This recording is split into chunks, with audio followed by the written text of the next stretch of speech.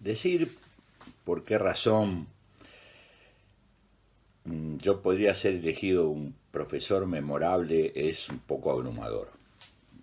No creo que me corresponda a mí decirlo. Pero entiendo el sentido de la pregunta. El sentido de la pregunta busca un autoanálisis, un contactarse con las cosas que uno puede haber considerado, considerar que hizo bien, que pueden ser válidas, que pueden haber sido valoradas por el otro. Insisto, no me hago cargo de la palabra profesor memorable, pero a mí me parece que los estudiantes han reconocido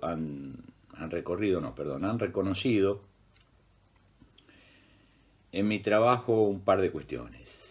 La primera es que no soy chanta. Lo que sé, lo sé, lo que dudo, dudo, y lo que no sé, no lo sé. Esa me parece que es una cuestión. La segunda cuestión es, en general, tener una buena escucha, acompañar cada vez que puedo.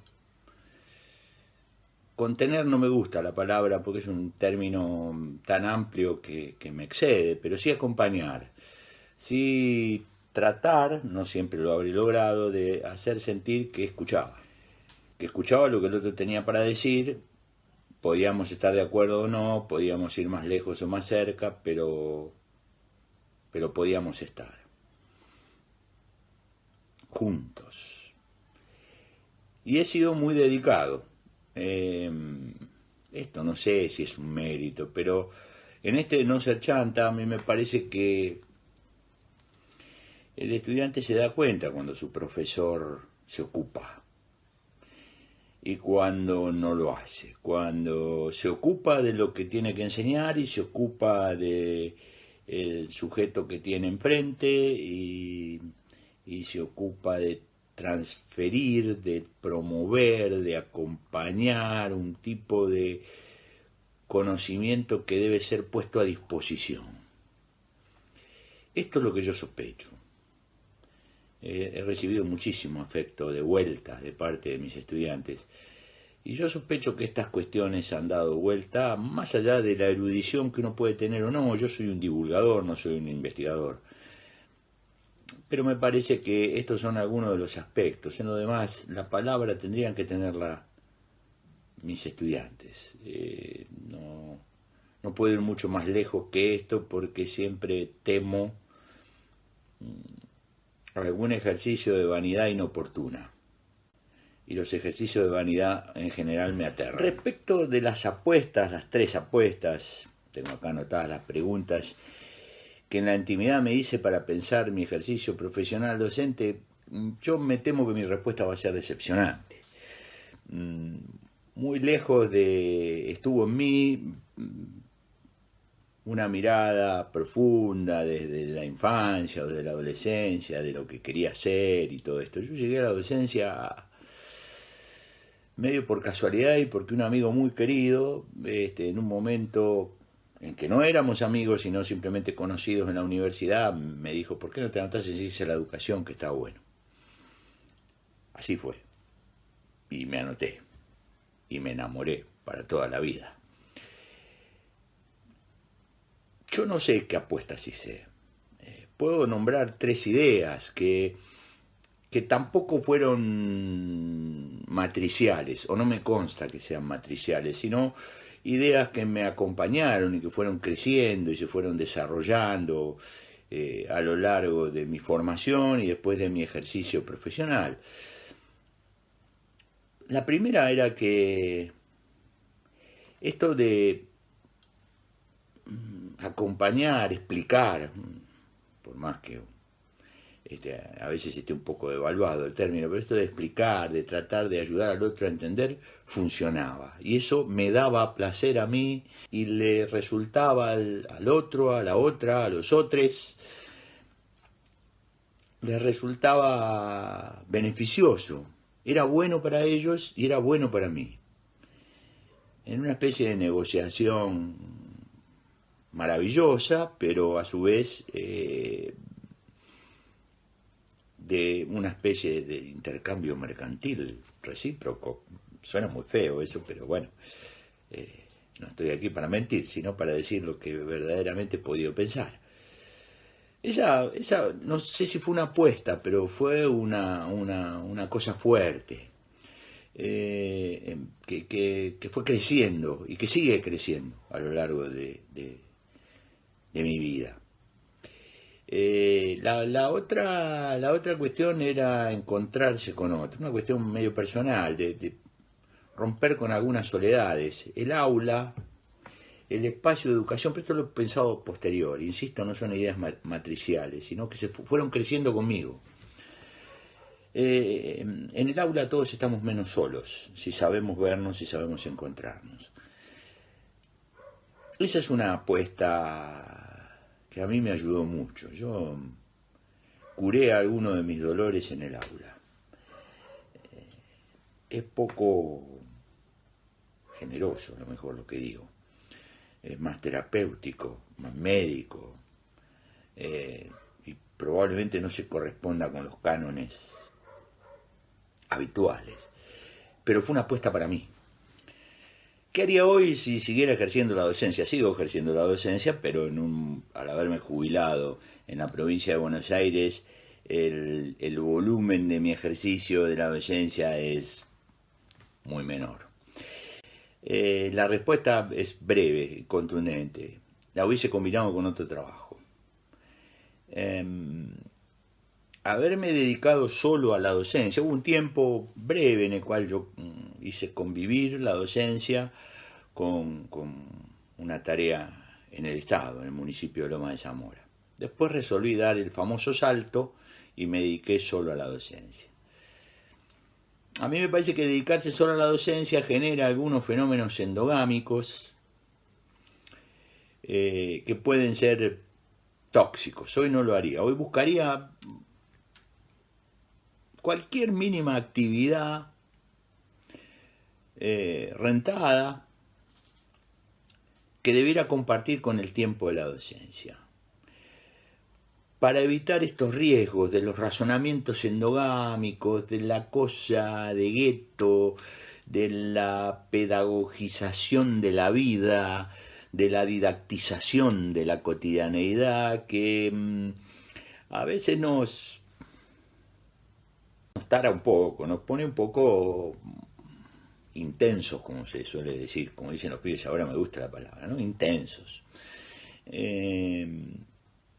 Mezclarlo con otras actividades. Yo sobre el final, antes de jubilarme, me dediqué un poco a algunas actividades, me dedico todavía a algunas actividades vinculadas con el periodismo. Bueno, eso me permitió oxigenarme un poco más, pero si hubiese tenido un kiosco mejor. Digo, me parece que es una actividad, no puedo hablar de otras actividades profesionales, pero me parece que la nuestra es una actividad que necesita ser, esa es la palabra, oxigenada, ventilada, desarrollando otras actividades. Entonces, si pudiese hoy, lo que haría de diferente sería eso, combinaría a la docencia con otras actividades. Respecto del ejercicio profesional de la docencia, esto es de mi tarea como profesor, cambiaría muchas cosas. A veces he sido y soy a veces un evangelizador más que un docente, ¿no? En el afán de querer convencer al otro, sobre todo en cuestiones que tienen que ver con el orden de las ciencias sociales, parezco un pastor, y con todo respeto por los pastores, porque ellos están predicando y están buscando llevar almas a su rebaño. Bueno, yo sería como una suerte de pastor agnóstico. La pregunta es si se debe resignificar o significar la formación docente en la era digital. Sí. La respuesta es sí, absolutamente. Pero absolutamente no por un problema de tics o por una cuestión de instrumentalización, sino porque la revolución digital, que como dice Alessandro Barico, es una revolución a ciegas, digamos, está transformándolo todo a los que tienen acceso a ella y a los que solo reciben sus efectos, sino porque es una revolución a ciegas. No tiene claro su destino, no tiene claro hacia dónde va, no hay un objetivo prefijado, va ocurriendo, y mientras que va ocurriendo hay un campo de disputa, pero sí la formación docente tiene que ser completamente repensada. La actual formación docente es obsoleta. Y yo he sido cómplice de esa obsolescencia, de sostener esa obsolescencia, pero es así. Hay nuevas cartografías psíquicas. Los estudiantes que están naciendo en este momento, nadie sabe cuál va a ser su diseño de interpretación del mundo, su relación con el conocimiento y su relación con la información. Y nosotros todavía nos movemos con parámetros gutenberianos que no se deben abandonar, ¿no? La era Gutenberg, somos todos hijos, todos no sé, yo soy hijo de la era Gutenberg, detrás mío está mi bien más preciado, que es parte de mi biblioteca, pero la verdad es que se trata de otra cosa ahora. Ni mejor ni peor, no hago juicios de valor, solo digo que de ahí algo que podemos estar seguros es que la formación actual no responde. ¿Qué responde? Es una respuesta mucho más compleja, mucho más necesitada de meditaciones que no deben ser solo de los pedagogos, que es una meditación de carácter social, pero sí tiene que ser reformulada. Completamente, no en parte, completamente hay que reformularla y hay que pensarla. Mientras tanto ocurre Wikipedia. Hace 20 años hay una larga lista de cosas que ni existían. Todas las redes sociales, esos elementos de todos los días hace que los docentes, bueno, la remamos como podemos, de la manera que podemos, con los elementos que tenemos, y así nos va. Hay que conservar algo de lo actual. Bueno, es toda una discusión, el cara a cara, el poder compartir, el ver, el sentir la respiración del otro, mirar los ojos, todas esas cosas todavía siguen siendo irreemplazables. Bueno, la última entonces. Estuve pensando sobre esto y hay dos frases que a mí me parece que sintetizan bastante mi recorrido como docente. El primero, en este atardecer de mi profesión y de mi vida, tengo 62 años, soy joven para algunas cosas, pero otras cosas ya no. Lo primero que diría es que valió la pena. Vale la pena, este oficio es uno de los mejores oficios del mundo. Las cuestiones profesionales las respeto y las valoro y las entiendo y no participo mucho de esa discusión, pero la conozco la discusión acerca de la profesionalización, la discusión entre profesionales y trabajadores de la educación, que creo que no son incompatibles, pero hay algunas discusiones allí serias. Yo no participo de ellas, pero estoy informado y las valoro. Sigo de todas maneras pensándolo esto como un oficio, como una artesanía, en la cual hay que estar todo el tiempo armando y desarmando, y valió la pena. Vale la pena. Para mí valió la pena y yo creo que vale la pena. Tomada de corazón, esta profesión siempre vale la pena. Este oficio, este arte, este trabajo, como lo quieran. Y cuando digo vale la pena es eso. También vale la alegría. Vale las penas que uno transita cuando vuelve a casa, cuando a veces está solo, a veces acompañado, pero a veces solo y uno llora. Por lo que no pudo hacer, por el estudiante que ya no está, por eso que no pudiste ver, por esa injusticia que cometiste, por la impotencia que tuviste ante una situación que no supiste y que te equivocaste mal. Y vale la alegría cuando ves las caras de los que aprenden, cuando recibís el beso agradecido. Es una profesión extraordinaria esta.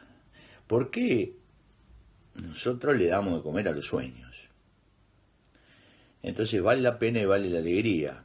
Alimentamos sueños, no sé si los creamos, pero alimentamos sueños. En el mejor de los casos, responsablemente. En el mejor que el anterior, o sea, más mejor, irresponsablemente. Sí, porque después hay gente que cree que ser responsable es decirle a alguien, mire, usted no sirve para esto. Y esas son cosas horrorosas de esta profesión, de gente que ejerce esta profesión, no de esta profesión. Así que una sería, vale la alegría, vale la pena.